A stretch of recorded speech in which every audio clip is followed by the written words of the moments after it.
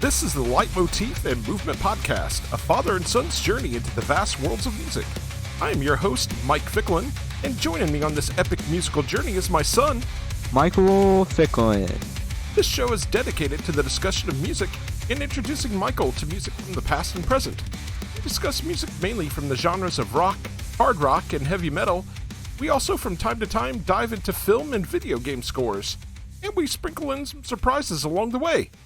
Michael, what have you been listening to this week? So, this week, I've been listening to Assignment. I also listened to Linkin Park's Meteora on CD, and Morning View, Incubus Morning View on CD, too.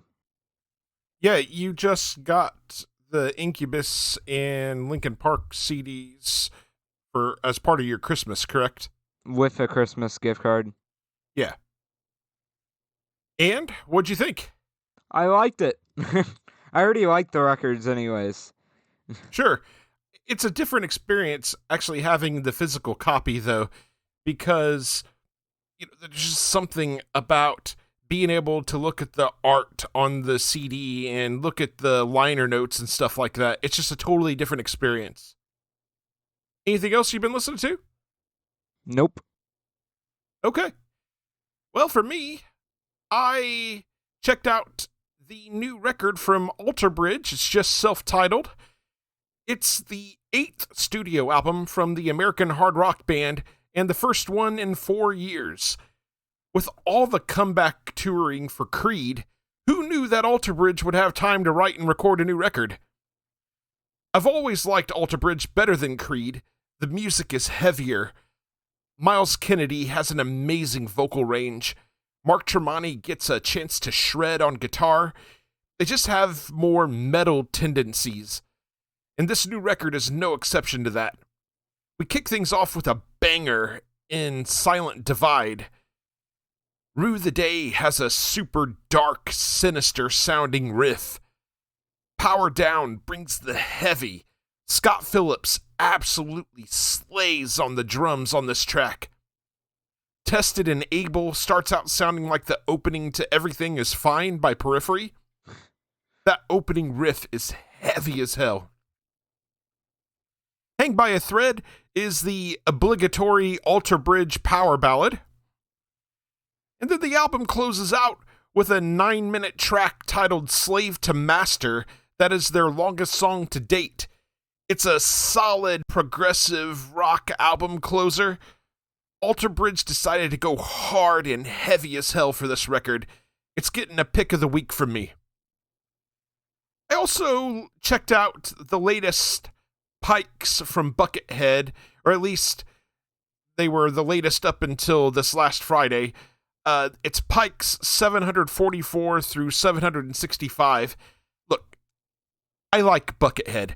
I've liked quite a bit of what he's done over the years. He's an amazing guitarist. I've been following his Pike series since its very beginnings. I found them to be very hit or miss.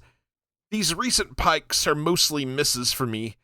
I tend to enjoy Buckethead's more hard rock shredder side. These Pikes are more mellow and chill. At times, I find them to be a bit dull and forgettable. They're these slow, sometimes jazzy, sometimes ambient jams. I'm not saying it's flat out bad, but I just find them a bit dull for my taste. Maybe the next set of Pikes will be back to the heavier stuff. And the last thing I checked out was the new record from Slowin' titled For All the Days Gone. This one-man instrumental rock band is someone that we featured on The Art of Discovery before, Michael. This is his debut album. He is a French post-rock musician, and it's such a gorgeous listen. It's full of jazzy flavor and tons of ambiance. It's a beautiful journey from start to finish. Standout tracks for me are At the Edge of Reality 2026 version, The Shape of Things to Come 2026 version, and the beautifully haunting and emotional If We Meet Again Somehow, featuring Swan Porter, which is also a 2026 version. That latter song is the only song on the album that features vocals, and Swan does a fantastic job. Her vocals are ethereal and emotional. I was already digging what Sloan has done, but this album solidifies him among my favorites in the post-rock genre. His smooth guitar work shines all throughout. His gift for layering atmospherics makes the songs feel huge. I can't wait to see what the future holds for Sloan. This gets a Pick of the Week nomination from me as well. Michael, I think you heard me listening to that record Friday evening. Because I remember asking who it was. Did you like it? Yeah. You're going to have to check it out. It's excellent. All right, Michael, anything else before we move on to the next segment? No. Okay. So now we'll move on to the Art of Discovery. This is our segment wherein we take a listen to some bands that are either unsigned or just not getting the love we feel they deserve. We've got a fantastic selection for you this time around. We're going to kick things off with a band that describes themselves as a false Minneapolis black metal band. This is Ashbringer with their song Vessels.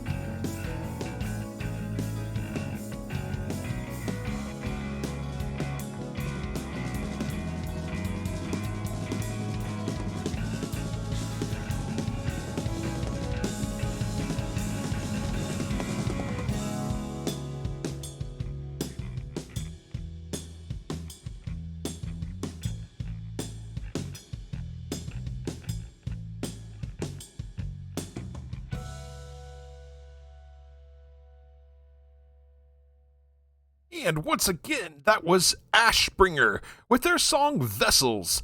That comes from their record titled Subglacial. You can purchase their music from their AmpWall page, ampwall.com/a/Ashbringer. Michael, what'd you think about that? It's pretty good. Yeah. I like the bass to end it out. Yeah, that bass line at the end, it's fantastic. The whole song is excellent. Well done. Lots of melody. Yes, well done. Yeah. All right. Up next, we've got a progressive metal band out of San Juan, Puerto Rico. This is Moths with their song Pride.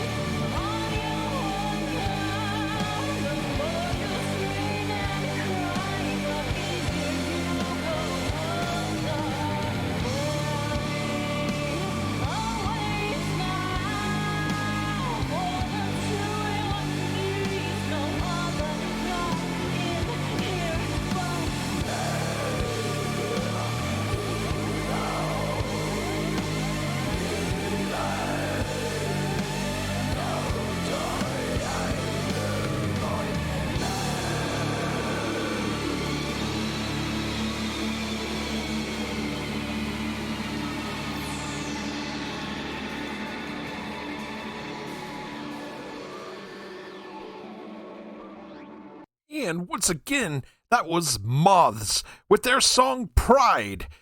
That comes from their record titled Septum. You can purchase their music from their AmpWall page, ampwall.com/a/mothspr. Michael, what'd you think about that? That was amazing. Yeah, dude. Another. Especially in the second half when it just gets that sick metal riff going. Yes, definitely. Good stuff. All right. Our final band for the segment is a prog metal band from Barcelona, Spain. This is Permian with their song Minstrel of Wasteland.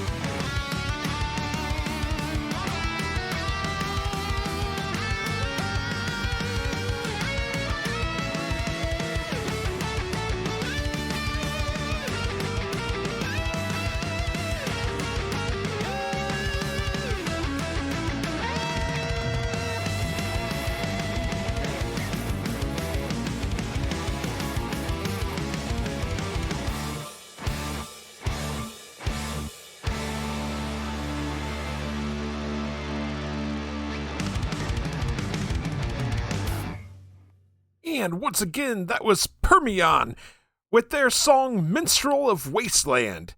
That comes from their EP titled Permian. You can purchase their music from their Bandcamp page, permian.bandcamp.com. Michael, what'd you think about that one? That was amazing. Yeah, dude. So good. So much excellent guitar work, keyboard work. Vocalist is on point. Just great stuff, man. All around the board, amazing. Yes, sir. All right, with that said, we want to thank all of the artists we featured on today's episode. And if you would like to be featured on an episode on the Art of Discovery, feel free to reach out to us via email at lightmovepod@gmail.com or contact us on one of our social media accounts. We'd love to take a listen to your stuff, and if we dig it, we'd love to play it on the show. All right, Michael, now we're going to get into our main topic. We're going to break down Finch's 2002 debut record, What It Is to Burn. Do we know what it is to burn? I've never been on fire, so I don't really know. What It Is to Burn dropped on March 12th, 2002 through MCA and Drive-Thru Records. Recording for the album took place between June and September of 2001 with producer Mark Trombino. I have different information on Spotify. Oh, yeah? It says January 1st, 2002. Yeah, I'm going to go with what I'm seeing here. Methinks the info on Spotify is incorrect. Let's do the good Google search. 2002. Oh. Spotify is incorrect. According to Google, it is March 12th, 2002. I told you. It also says on Apple Music. Okay. I told you. Apparently, Apple and Spotify don't count back far enough. A music video for the song Letters to You was released in January of 2003. The title track, What It Is to Burn, was released as the lead single from the album in January 2003, followed by the single Letters to You in April of that year. New Beginnings in What It Is to Burn was released as the third and final single on a double A-side in August 2003. Letters to You wound up charting at number 39 on the UK singles chart, while What It Is to Burn charted within the top 40 of the US alternative songs and mainstream rock charts. On the Billboard 200 in the US, What It Is to Burn charted at number 99, while it reached number 177 on the UK albums chart. As of October 2007, the album has sold over 400,000 copies worldwide. It has since been viewed as a landmark release for the emo and post-hardcore scenes. What It Is to Burn was met with generally positive reviews from music critics. Looks like AllMusic gave it a 4-star rating. Drowned in Sound gave it a 4 out of 5. Ultimate Guitar gave it a 10 out of 10. Featured personnel for Finch on What It Is to Burn: Alex Pappas on drums, Derek Doherty on bass guitar, Nate Barcalow on vocals, Randy Strohmeyer on guitar, and Alex Linares on guitar, with some guest vocals on a couple of tracks provided by Glassjaw's Daryl Palumbo and Mark Trombino providing some programming on the album. And with that little bit of background out of the way, Michael, we're going to go ahead and get into our track-by-track analysis. We'll kick things off with track number 1. This is New Beginnings. Michael, what do you got on this? I love the opening drive up to the awesome guitar riff of this song. Yeah, man. Love the vocals. I can't speak any. I just love the guitar work on this album. Yeah, to be It's clear, amazing. This is one of your favorite records. It's been one of your favorite records. I know you've been looking forward to doing this episode. Yeah, I remember me telling you we should cover this record like 38 episodes ago. You can't blow through all of your favorites right at the top, man. That's no fun. Gotta space them out. Love the vocals, but that guitar riff throughout the song, amazing. Yeah, it's really good. That sound of the distorted guitar slowly fading in, and then the drums kick in, and we get into this kind of punk emo rocker. The main guitar riff from Alex Linares and Randy Strohmeyer has a catchy pop punk feel to it. Alex Pops' drums kick so much ass on this song, and really for much of the record. Derek Doherty's bass line on this song, especially during the chorus, is a driving one, working in sync with the fast-paced drum work to create a hooky and danceable rhythm. Nate Barkelow's vocals are outstanding here as well.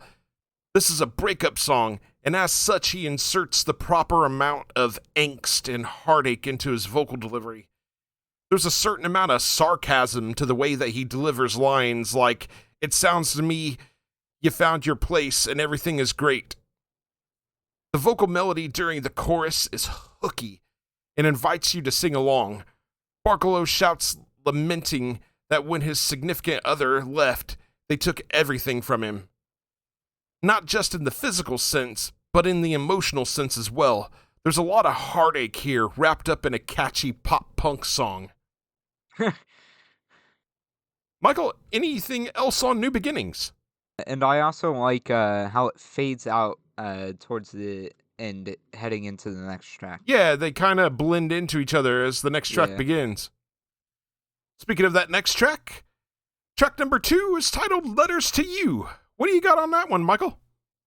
There's not much I can say, except for that opening guitar riff gets you into it immediately.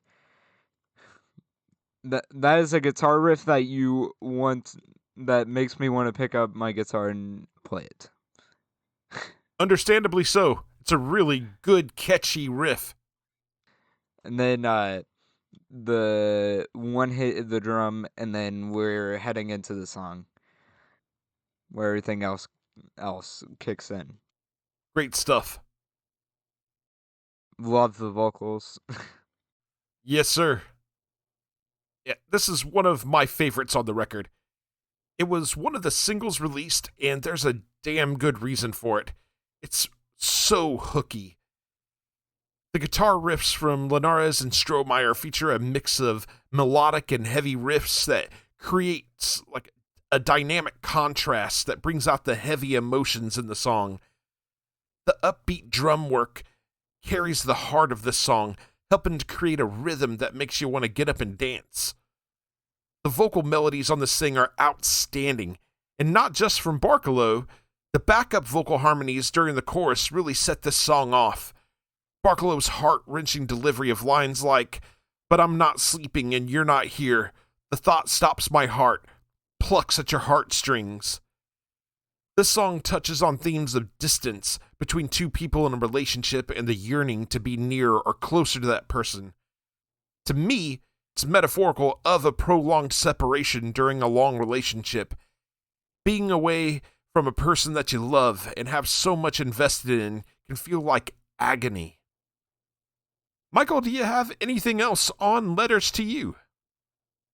I love the vocal mixing on this song also. Yeah, it's really well done.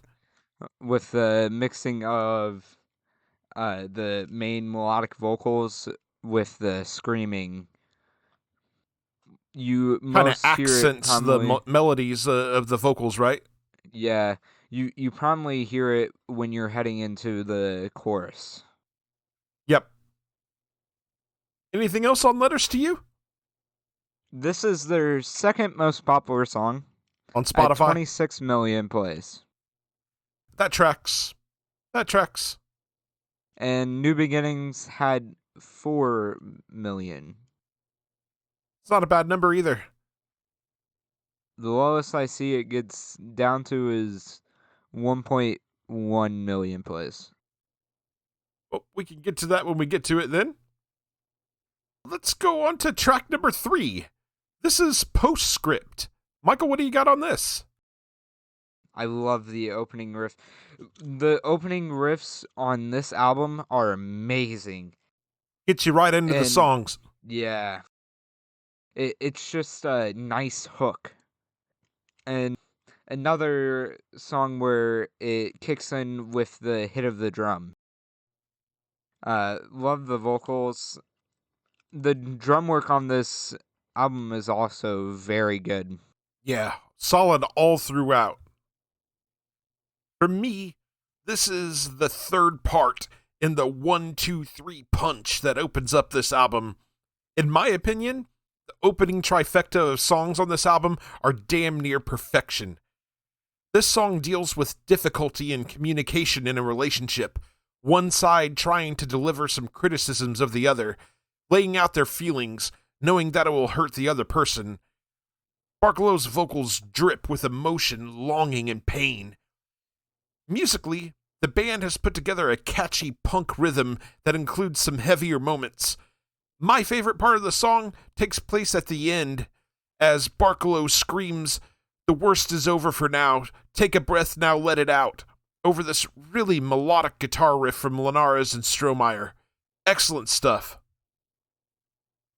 And heading into that part, it has the nice drum part. Yeah. Michael, anything else on Postscript? Just another amazing song. Yeah, dude. That ending is so amazing. These first 3 songs, you could probably separate them and put them on an EP by themselves. They're so good. Okay. Now we're going to move on to track number 4.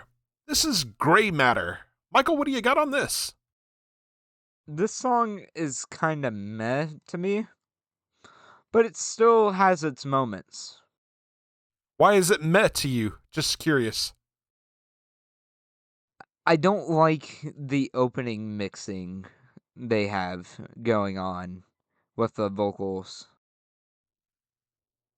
It's I just feel a like it much doesn't heavier hook. song. It doesn't hook like the first 3 songs. I mean, that's fair. But I actually appreciate the change here. We're going from these like pop punk songs to something that feels more hardcore. Well, it is the lyrics are a bit more heavier. Yeah, I would say so.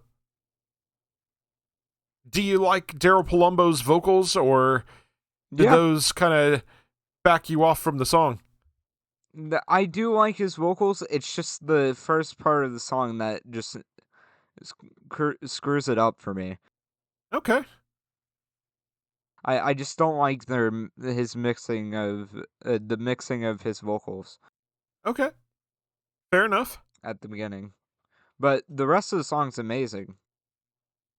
Yeah, this song starts to fade in as Postscript is coming to its close. It's the first of 2 songs on the record that feature Glassjaw frontman Daryl Palumbo on guest vocals. It's a much heavier song than the 3 previous ones. In fact, I'd say it leans more toward that hardcore sound. Palumbo brings his trademark hardcore vocal delivery as the song opens up, including getting into his screams. Barkelow handles the second verse with a melodic delivery. Both of them handle vocal duties during the chorus. My personal favorite part of the song is during the bridge of the song. I really love that guitar riff during the bridge. And the vocal melody is Palumbo and Barkelow sing, "Are you happy? I'll decide. These stories are so old, how they match your eyes." It's really hooky. I believe this song is meant to be an angry reply to the person that has hurt the singer during a breakup. There's confusion and a lack of understanding. Maybe a bit of wishful thinking, as they believe if the person had stayed, they might have been able to work things out. Michael, anything else on Gray Matter? Nope. Okay. So we'll move on to track number 5. This is Perfection Through Silence. What do you got on this? Amazing, amazing track. I love the opening guitar riff and drum work. It's just amazing, and it's a nice hook. Love the vocals. And I like it definitely fits the emo setting once you get in that chorus. It does. Yeah. I just love the lyrics. It makes me want to sing along with it. For sure. But that may be because I've listened to this album way too much. It's got a really good hook to it. And I like the section with the weird unique sounds. And then it towards the end of the song Okay. where he's saying fold the corners, break the silence. Yeah. Yep. With the backup screaming vocals. Yep. Really heavy emotions on that part. I love the way this song opens by getting us right into the thick of things. That guitar riff that plays during the chorus with an added melodic line over the top of it, it's so damn good. There's an outstanding driving bass line throughout the song that helps propel the song forward. There's some killer double kick drum work on the song as well. The bridge breakdown is one of my favorite parts of the song, not only from the musical sense, but from the vocal sense. Barkalow's delivery of fold the corners, break the silence, fold the corners just for tonight is drenched in emotion and angst. I think this song is about a communication breakdown in a relationship. To avoid an argument, the couple just doesn't talk to each other. Michael, do you have anything else on Perfection Through Silence? Amazing song. Is this your favorite song on the record? No. Okay. We've encountered two of my favorite songs on the record, though. I assume this one and Letters to You? Actually, 3. I had to rethink it. Postscript? Actually, 4 we have encountered. 4 out of 5 ain't bad. And we all know what the one song that did not make it is. I think you Gray need to give that Matter. song another chance.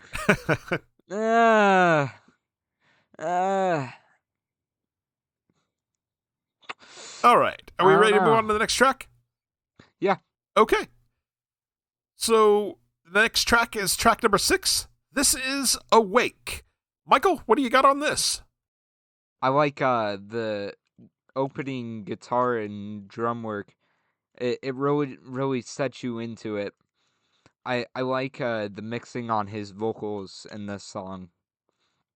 I like when we get into the chorus with that mixing and guitar riff. And I also like that little segue in the middle of the song. Do you like this better than Gray Matter? Yes. Okay. Because it actually has a good hook. Okay. The reason why I asked you that is because this song reminds me a lot of something Glassjaw might write from a musical standpoint, especially stuff from the Everything You Ever Wanted to Know About Silence era. I think it's the harmonics being used in the guitar riff that really make me think of it. Barkalow's vocals are again dripping with emotion, angst, sadness, and helplessness. I think the subject of this song is dealing with the emotional turmoil that comes with a troubled relationship. Frustrations being vented, but there's also some faint bits of hope that maybe things might be able to be repaired if one of them, quote, wakes up and acknowledges the problems and works to fix them. Michael, do you have anything else on Awake? Nope. Okay. Are you awake over there? Yes. Very. Okay, so we'll move on to track number 7. This is Without You Here. Michael, what do you got on this? I like the slow opening, and I like his vocals on the opening. I really like the drum work and his vocals, and guitar riffs. Awesome guitar riffs all over this record. And I like how it builds up, like, suspensefully into that main chorus. Yep, I can agree with that too. Like you said, it opens up on a quieter note. Barkalow's vocals are more subdued and melodic. The chorus is where the song really takes flight, though. I love Barkalow's impassioned delivery of the lyrics in the chorus. The vocal melody itself is extremely hooky. The chorus guitar riff and drum work kick so much ass. The closing minute and a half or so is one of the best parts on the entire record. There's so much heartache in this. The lyrics are again centered around a breakup or separation. The subject of the song is trying to give themselves reassurances that they're going to be okay, that they're strong enough to make it through the pain and emotion of the breakup. Michael, do you have anything else on Without You Here? I do not. Okay. So we'll move right along to track number 8. This is Stay With Me. What do you got on this one, Michael? I love this riff. It's just amazing to open it up. It's a nice hook. Yep. Love the vocals. Your average emo song right here. Average is correct. I like the repeating riff, like leading into the main chorus. Yeah. This one is more of an upbeat, up-tempo rocker. Lyrically, this is dealing with savoring and cherishing the little fleeting moments with a loved one, never wanting those moments to end, never wanting the loved one to leave your side. It's not my favorite song on the record, but it's okay. Like I said, average. I appreciate the message of the song. The band does a decent job of trying to make this a hooky, sing-along song. It just misses the mark for me. It's just okay. It's pretty good. I wouldn't say it's one of my favorites, but it is one of the better ones on the record. I wouldn't say that. It's average. Okay. You know, I'm going to keep my opinion to myself. No, you don't. Go ahead and speak it. No, because it has to do with the next song. Fair enough. Okay. You got anything else to say on Stay With Me then? I do not. Okay. So let's get into track number 9. This is Project Mayhem. Go ahead, Michael. Let us have it. You're probably one of those people that love Project Mayhem. You might be surprised.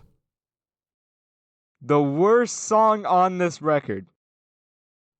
I dislike this song the most. Okay, so let's establish something then. You've disliked both of the songs that Daryl Palumbo's been on.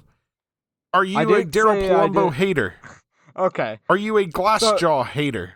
So you want to tell me that I'm a Glassjaw hater? Then why do I have Glassjaw on my big playlist?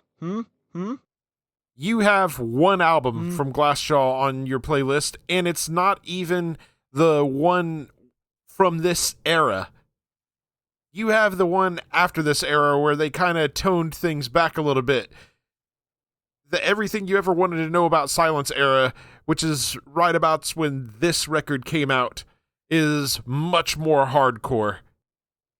And I do not hate Gray Matter.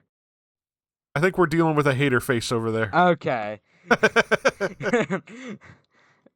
Okay, Mr. Inside. Why don't you get off the Ella hater?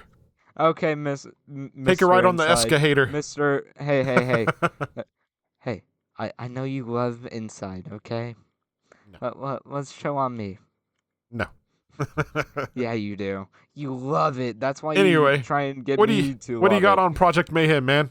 I Is told that you. all? I'm Just not. gonna express your Yeah. dislike for it? Yeah, I really dislike it. And Spotify agrees with me because it's the lowest played song. That's fair. That's fair. It's just not. I don't feel like it fits in with the record well. Yeah, it's certainly the strangest song on the record for sure. You go from like your average emo song to like the most hardcore song ever. Yeah. This is the second song on the album that features Glassjaw's Gerald Palumbo on guest vocals. This one feels like a straight up everything you ever wanted to know about Silence era Glassjaw song. It's the heaviest song on the record by far. Palumbo brings the screaming vocals. The guitar riff goes hard as hell. The drums are blistering. There's a weird change halfway through where the guitar work gets really dissonant and is joined by some really disorienting sampling and atmospherics as Palumbo delivers the lyrics. This dissonant, disjointed music carries forward for the rest of the song. Barkalow really doesn't have much to contribute vocally on this one. I think that lyrically, this song is dealing with the consequences that come from taking destructive actions, possibly dealing with some sort of personal or societal traumas. It's not my favorite song on the record by far. In fact, I would agree with you. It's probably the worst song on the record. It's just, no. The beginning of it starts okay, but when it makes the change halfway through, I'm done with it. Michael, anything else on Project Mayhem? This is the inside of this record. But that is the best way to put it. Fair enough. We're moving on. All right. We're on to track number 10. This is Untitled. Michael, what do you got on this? I like the opening with that amazing guitar riff, and then I like it in between. It has that intermission part. I really like that, leading into towards the ending of the song. Yeah, I know what you're talking about. Way better than Project Mayhem. Well, you're setting the bar awful low if that's the facts. No, I said way, way better. That's what I'm saying. Project Mayhem is setting the bar awfully low, so it's not hard to clear Project Mayhem. So,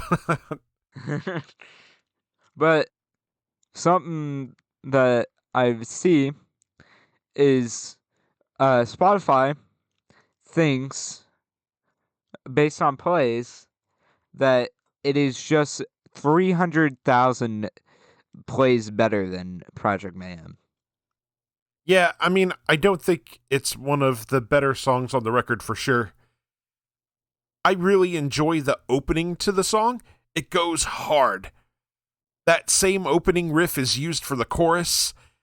I really like Barkalow's vocal delivery and the sort of sub-chorus as he sings So Now You Know. Around midway, the song slows down and gets quieter. Barkalow's vocals get softer and more melodic here. It's my favorite section of the song by far. Lyrically, the song is again dealing with the theme of emotional struggle and longing. This is another one that just doesn't quite hit the mark for me. It's not a bad song, it's just middling. Another average one. Michael, anything else on Untitled? Nope. Okay. So now we'll move on to track number 11. This is 3 Simple Words. Michael, what do you got on this? Now, do you know the 3 simple words? Those are the 3 words. Those are 3 words. I don't think that's the correct 3 words. Hey, you know, this is a breakup record, so... It could either be that or I love you. Probably better I Love You. Yeah. No, I think it's the other words. uh, What you got? Probably one of my favorite songs on the record too. I really like that opening with him singing "Open Up My Eyes, Flood It with Daylight," and then heading into that amazing guitar riff to drive us into the song. Yeah, this one is another upbeat sort of pop punk sounding song. Barkalow's vocals are again drenched in emotion and pain. This song brings the hooks, not only from a musical standpoint, but from a vocal melody standpoint. The song does take a bit of a dark turn around the midpoint as Barkalow sings, "With my hands around your neck, who will stop me now?" I don't Yeah, think... he sings that. What's that? No, he sings that basically until the end of the song. Right. I don't think that this is intended to be taken literally, though. Hopefully not. Lyrically, this one is about the feelings of being let down and experiencing the feeling of being strung along by someone that you love. You want them to express their feelings for you openly. Michael, anything else on 3 Simple Words? No. Okay. So now we're going to get into track number 12. This is Ender. Michael, what do you got on this? This song is good. I like what they do with this song. I just find it a little too long. I don't feel it should be 13 minutes. So it's not 13 minutes. It's more like 5 minutes. And then like the rest of it lyrics, is and then the rest of it is like weird ambient stuff. We'll get into that here in a minute. I like the lyrics, and I think this is a good. Is the next track technically a bonus track, or is this On our version of the record? Yes. I don't think it's that way on every version of the record. Because on Spotify it says the title "new version." Yeah, there's 2 different versions of the song. The one that's on our record, I think, is the better version, but that's just me. But I like the lyrics, but I find myself skipping this song after it gets through all the lyrics because I don't feel like sitting there for like the next 7 minutes listening to Omniscience. Yeah. I understand. And that's probably why it has 1.7 million plays. Now, see, that's a crime. I absolutely disagree with that. That is a crime. Awake is higher than it. No, hell no. No. This is another of my favorite songs on the record. It's an emotional power ballad. I can agree. I love the slow opening to this song. There's a sense of longing in Barkalow's vocal delivery. Every word is dripping with emotion. Yeah. You can definitely feel the emotion when he's singing, "And here we are to sing you a song." 100%. Barkalow's vocal melodies, especially during the chorus, are so hooky and memorable. In fact, that chorus makes me want to sing along every time. It's so simple but powerful. And here we are to sing you a song, and there you are asleep again. When the song picks up around the 3-minute mark, it's so satisfying. The full band kicks in, sending the song into the stratosphere. The guitar melodies that start around the 4-minute mark are gorgeous. It gives this added level of emotional resonance to the song. I defy you not to listen to this song and not be moved by it. It's so damn good. Yeah, just looking at the lyrics right now, I can hear this song, especially getting into after and here we are to sing you a song after that section, heading into grasp my hands Yeah, together, feel we are one result. yeah. Lyrically, this song deals with what it means to truly understand and connect with others. We must be able to empathize with the other person's feelings, even in difficult moments. Such a good song. I love this thing. Then, Michael, as you mentioned, as the song comes to a close, things start to become disjointed and dissonant. There's some unsettling ambiance for over 5.5 minutes, almost like we are descending into hell. I remember this song came on the playlist, and Mom was so confused why it why it took so long to end. Yeah. Generally, after the song itself is over, I will tell her she can forward to the next song. I think I've only heard the song in the car once. Oh, I've heard it more than once with her. She's Mm. like, why is this drag on like this? She Fair. she's Just she's skip through it. also said that about Satellites. Satellites is good, though. Satellites is It good through the vast majority of that song. it drags on towards the end. You can't lie. It does. I don't know about that. Do you have anything else on Ender, Michael? Nope. You know, just one other quick thing about Ender. It would be an amazing song played acoustically. And it would be, It there's would so be much more very emotion. beautiful. Yeah. Yeah, it would be gorgeous. All right.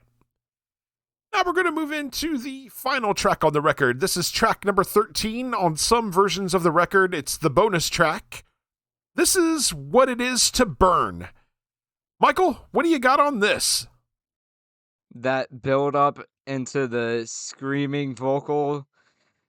Oh, Amazing stuff. it makes sense why it's their most popular song and why it's just an amazing song. I love the guitar riff, love the main chorus, love the pre-chorus. I, there's nothing to hate about this song Yeah, it's just sheer perfection. unless So you hate good. screaming vocals. That Nah, that's the only I ain't reason. accepting that. Not accepting that. It is sheer perfection. This was the first song that I heard from this record. I got hooked instantly and immediately went out to purchase the CD. The strings and synth section that starts the song is so good. It gives the impression that the song is going to be absolutely epic.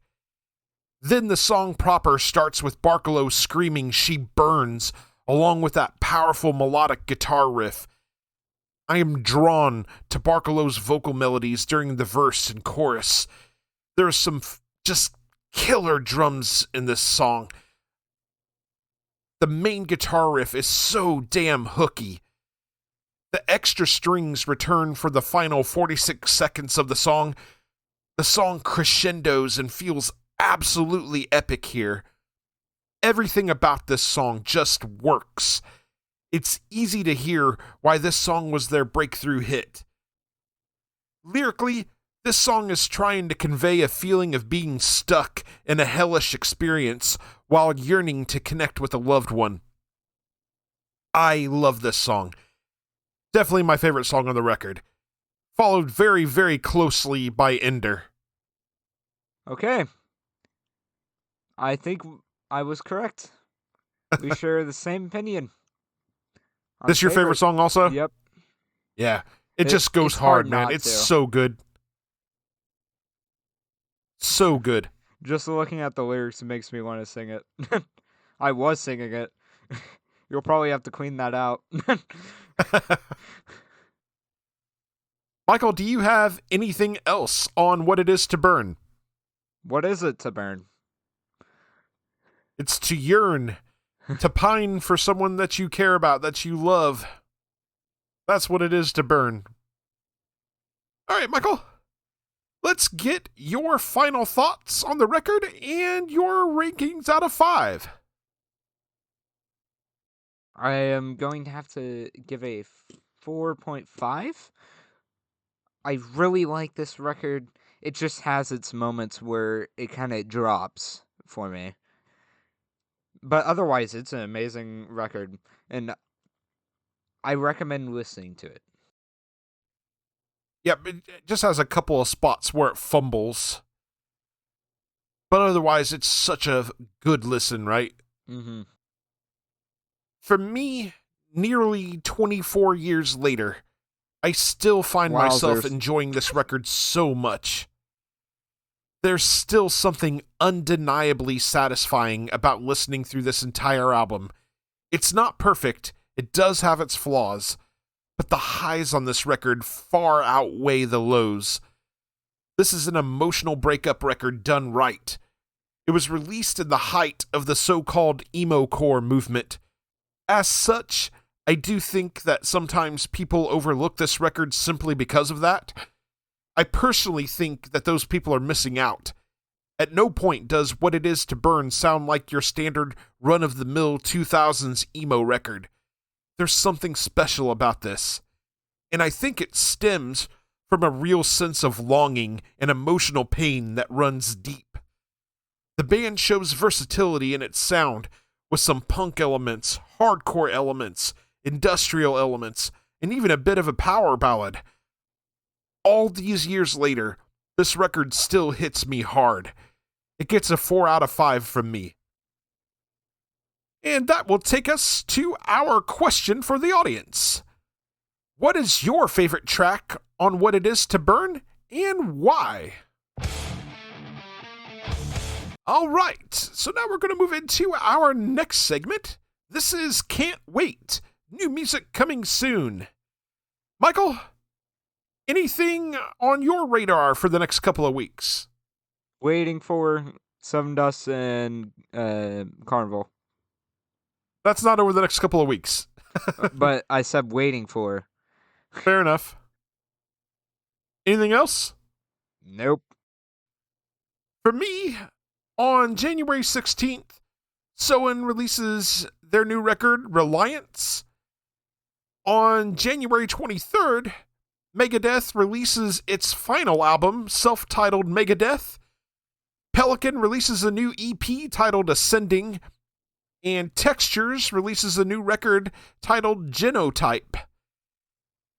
And then recently announced, coming in the second half of 2026, we're getting a new record from The Ocean, and I'm totally stoked for that. Can't wait for that.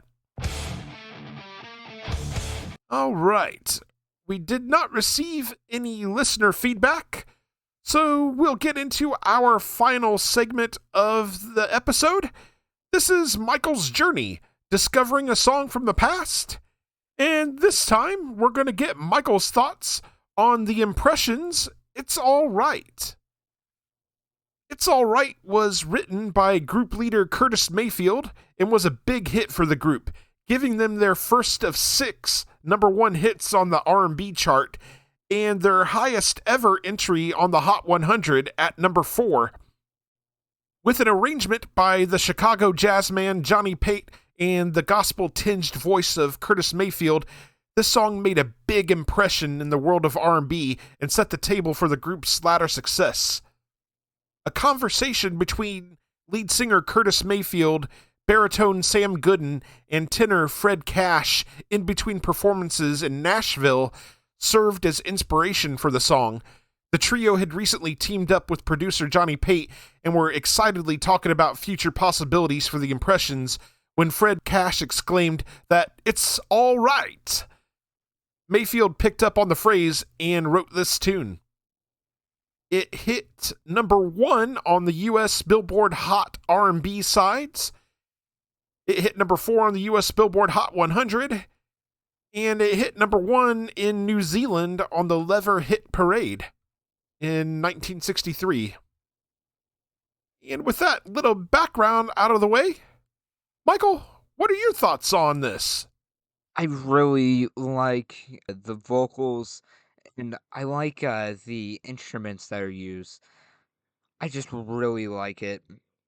I feel like it can be uplifting in somehow. Totally. It's completely uplifting. Amazing song. It really is. Had you ever heard it before? No. No? Okay. Yeah, this song has so much soul. Curtis Mayfield's soulful voice and the uplifting lyrics just leave you feeling so good when you hear this. The lyrics ask us to leave our troubles behind and have a good time through feeling the beat of the music. I really enjoy the vocal harmonies between the backing vocalists and Mayfield during the chorus. It feels so easy. When I listen to the infectious rhythm of the song, I can't help but feel the positive vibes. It makes me smile and sing along. I love to listen to this when I'm feeling stressed or under pressure. It helps me to reset my mindset. This song is simply terrific and one of my all-time favorite soul songs. Michael, let's get your rating out of 5 on this.